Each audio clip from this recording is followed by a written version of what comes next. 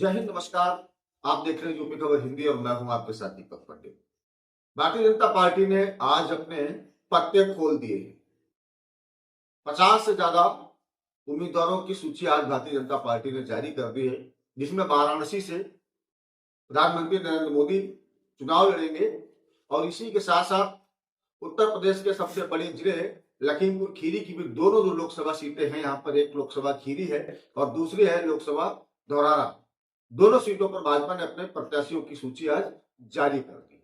अगर हम बात करें तो 2009 में धौरारा से कांग्रेस की सीट पर जितिन प्रसाद सांसद बने थे और 2014 से और 2023-24 अभी तक वहां पर भारतीय जनता पार्टी की ही सांसद रेखा वर्मा काबिज है और इस बार तीसरी बार फिर वहां पर भाजपा ने रेखा वर्मा पर अपना दांव लगाया है। वहीं अगर हम बात लखीमपुर खीरी में खीरी लोकसभा की करें तो यहाँ पर 2014 से लेकर के 2019 और 2019 से लेकर 2024 तक यहाँ पे लखीमपुर खीरी के ही केंद्रीय गृह राज्य मंत्री अजय मिश्रा टेनी 2 बार से लगातार सांसद हैं और भारतीय जनता पार्टी ने दोबारा फिर उन पर अपना भरोसा जताया है। अगर हम बात करें तो खीरी लोकसभा सीट जो है ब्राह्मण और कुर्मी बाहुल्य है।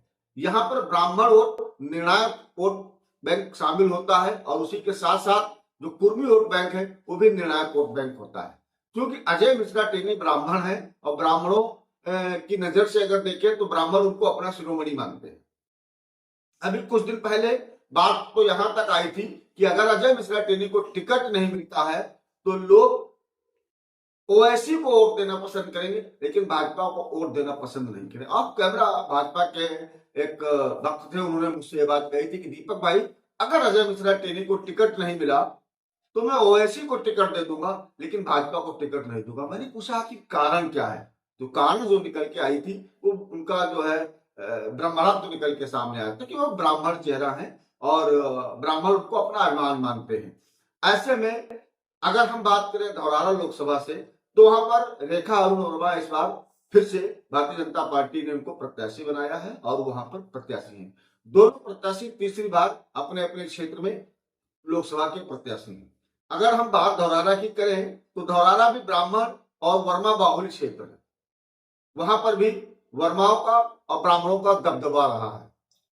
ऐसे में अगर बात विपक्ष की करें तो लोकसभा खीरी में जो विपक्ष जिसको हम समाजवादी पार्टी या इंडिया गठबंधन की है, इसमें जो प्रत्याशी उतारा है वो उत्कर्ष वर्मा है। उत्कर्ष वर्मा लखीमपुर सदर से 2 बार विधायक रहे हैं। एक बार अपने बाबा जी के स्वर्गवास होने के बाद जो उपचुनाव हुआ उसमें वो सीट उनको मिली थी करीब 1.5 साल के लिए और उसके बाद जब 2012 में चुनाव हुआ तो वहां पर उत्कर्ष वर्मा जीते। 2012 से 17 तक उत्कर्ष वर्मा लखीमपुर सदर से विधायक रहे। उसके बाद 17 में भी चुनाव हारे थे और 2022 में भी चुनाव हारे। भाजपा ने जो अपने आज प्रत्याशी उतारे हैं उनमें लोकसभा खीरी पर अजय मिश्रा टेनी जो कि केंद्रीय गृह राज्य मंत्री है, उनके सामने अजय मिश्रा भाजपा से विधायक भी रहे हैं और उसके बाद 2 बार लगातार वो सांसद हैं। तीसरी बार फिर मैदान में है, केंद्रीय गृह राज्य मंत्री भी हैं। राजनीति का एक बड़ा अनुभव उनके साथ साथ है और उसके साथ साथ अगर हम बात करें जो संगठन की दृढ़ इच्छा शक्ति होती है। यूं तो भाजपा पूरे 5 साल और 12 महीने 365 दिन चुनाव लड़ती है, लेकिन जिस राज्य में चुनाव होता है, जहां जहां चुनाव होता है, भाजपा पूरे मनोयोग के साथ चुनाव लड़ती है। अगर हम बात करें तो भाजपा का जो कार्यकर्ता है जिसको भाजपा देवतुल्य बताती है, बूथ प्रमुख से लेकर के पन्ना प्रमुख तक का हिसाब भारतीय जनता पार्टी अपने पास रखती है और लगातार सबके संपर्क में रहती है। वहीं अगर हम बात करें समाजवादी पार्टी की तो चुनाव के बाद हारे या जीते, अक्सर ऐसा ही होता है, प्रत्याशी कभी क्षेत्र में नहीं देखे गए। चुनाव जीत गए तो भी नहीं देखे गए और हार गए तब तो देखे ही नहीं गए। ऐसे में उत्कर्ष वर्मा को समाजवादी पार्टी ने अपना प्रत्याशी बनाया है। अगर हम बात करें तो उत्कर्ष वर्मा, मुझे लगता है जहां तक मेरा मानना है, उनका दायरा अभी विधानसभा स्तर का, मेरा मानना है कि उनका जो दायरा था अभी विधानसभा स्तर का ही था। तो कहीं ना कहीं पर समाजवादी पार्टी से चूक हुई है, या हम यूं कह दें कि समाजवादी पार्टी के जो मुखिया है अखिलेश यादव, उनको किसी ने भ्रमित करके शायद गलत जानकारी दे दी कि उत्कर्ष वर्मा ठीक प्रत्याशी साबित होंगे। अगर साबित भी हो गए तो उसके अलावा जो सबसे बड़ी मुसीबत है लखीमपुर में वो ये है कि समाजवादी पार्टी के अंदर अंतर कलह है, रार बहुत तगड़ी है, जिसके चलते समाजवादी पार्टी में विकर्घात होगा, ये निश्चित है। तो मुझे लगता है कि आने वाले समय में लोकसभा खीरी जो है यहाँ पर अजय मिश्रा टेनी में अभी से बताया जा रहा है, अजय मिश्रा टेनी प्रचंड बहुमत के साथ जीतेंगे और एक बार लोकसभा में वो फिर से अपनी दस्तक देंगे। वही बात अगर हम धरारा लोकसभा सीट की करें तो वहां पर आनंद भदौरिया, अखिलेश यादव के खासम खास उनके जो नवरत्न कहे जाते हैं उनमें से एक नाम होता है आनंद भदौरिया का। आनंद भदौरिया जैसे ही लखीमपुर में आए और उनके 7-8 महीने पहले तो उनका लखीमपुर में आना जाना रहा, लोगों से उनका मिलना जुलना रहा, जो कम्युनिकेशन रहा वो बिल्कुल सब कुछ ठीक ठाक चल रहा था, बहुत बढ़िया चल रहा था। लेकिन जैसे प्रत्याशियों की घोषणा हुई, आनंद भदौरिया के पोस्टर और बैनर स्टिकर से आजम खान गायब हो। आजम खान का गायब होना मुसलमानों के लिए कितनी बड़ी बात हो सकती है आप सोच नहीं सकते। मुसलमान सब कुछ तो बर्दाश्त कर सकता है, लेकिन अपने ईमान और अपने धर्म पर और जिनको अपना आदर्श मानता है उनकी बेअदबी नहीं बर्दाश्त कर सकता किसी भी कीमत पर। समाजवादी पार्टी में मुसलमान अपना वजूद आजम खान में ढूंढते हैं, लेकिन आजम खान के साथ जो भी हुआ पिछले 5-7 सालों में वो किसी से छिपा नहीं।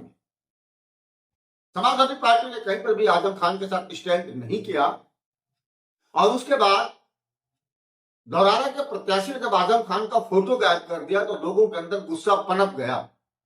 हमने इस खबर को प्रमुखता से चलाया, आनंद भदौरिया हमसे नाराज भी दिखे, उन्होंने अपने एक पैदल मार्च में हमको बुला करके कहा भी कि पंडित जी खिलाफ खबर चलाओगे तो अच्छी बात नहीं होगी। हालांकि उस दिन आनंद भदौरिया के कार्यक्रम में आजम खान की एक बड़ी सी फोटो लगी हुई थी, हम आपको तस्वीरों में दिखाएंगे। ये वो कार्यक्रम था जहां पर आनंद भदौरिया पैदल मार्च कर रहे थे और बड़ी सी एक फोटो आजम खान की आ गई थी। खैर लखीमपुर खीरी के मुसलमानों ने हमको शुक्रिया कहा, फोन पर भी हमको शुक्रिया कहा कि दीपक भाई आपकी खबर की वजह से आज आजम खान समाजवादी पार्टी के बैनर और पोस्टर में फिर से दिखाई दिया है, इसके लिए आपका धन्यवाद। लेकिन बात यह है कि जो मुसलमान समाजवादी पार्टी से नाराज चल रहा था, विद्या गठबंधन हो गया, सब कुछ हो गया है, तो क्या जो पार्टी के अंदर की अंतर कलह है वो समाप्त हो पाएगी? और अगर पार्टी के अंदर की अंतर कलह समाप्त नहीं हुई तो अभी से मैं बोल रहा हूं, इस बात को आप निश्चित नहीं सुनिश्चित मान लें, अगर अंतर कलह समाप्त नहीं हुई तो आने वाले समय में लखीमपुर खीरी की दोनों लोकसभा सीटों से समाजवादी पार्टी एक बार फिर से हाथ धो बैठेगी। आगे क्या कुछ होता है हम आपको बताते रहेंगे, हमारे साथ बने रहिएगा। तब तक के लिए नमस्कार।